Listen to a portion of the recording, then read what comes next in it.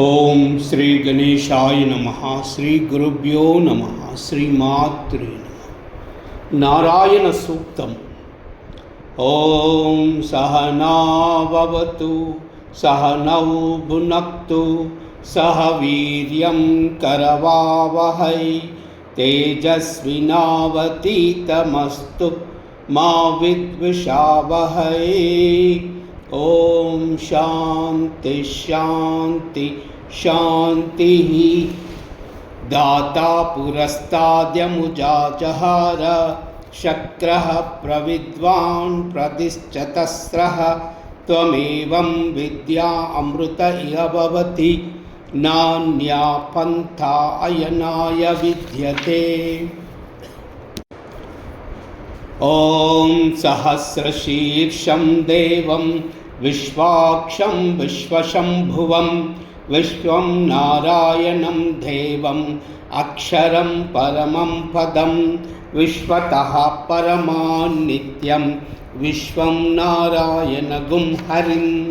విశ్వమేవేదం పురుషః సదిశ్వః ముపజీవతి పతిం విశ్వాస్యేత్ స్మరగుం శాశ్వతగం శివమచ్యుతం నారాయణం మహాజ్ఞేయం విశ్వాత్మానం పరాయణం. నారాయణ పరో జ్యోతి ఆత్మా నారాయణ పరః. నారాయణ పరం బ్రహ్మ తత్వం నారాయణ పరః. నారాయణ పరో ధ్యాత ధ్యానం నారాయణ పరః. యచ్చ కించిత్ జగత్ సర్వం దృశ్యతే శ్రూయతేపి వా అంతర్బహిశ్చ తత్సర్వం వ్యాప్య నారాయణ స్థితః. అనంతమవ్యయం కవిగం సముద్రయంతం విశ్వశంభువం పద్మకోశ ప్రతీకాశగం హృదయం చాప్యధోముఖం అధోనిష్ట్యావితస్యాంతే నాభ్యా ఉపరి తిష్టతి. జ్వాలమాలాకులం భాతి విశ్వస్యాయతనం మహత్ సంతతంగం శిలాభిస్థూలం భాత్యాకోశసన్నిభం తస్యాంతే శుశిరగుం సూక్ష్మం తస్మిన్ సర్వం ప్రతిష్ఠితం. తస్య మధ్యే మహానగ్నిర్ విశ్వార్చిర్విశ్వతో ముఖః సోగ్రభు విభజంతి తిష్టన్నాహారమజరః కవిః. తీర్యగూర్ధ్వమదశాయీ రశ్మయాస్తస్య సంతతా సంతతాపపి యత్సర్వం యం స్వాదేహమాపాదతలమస్తకః.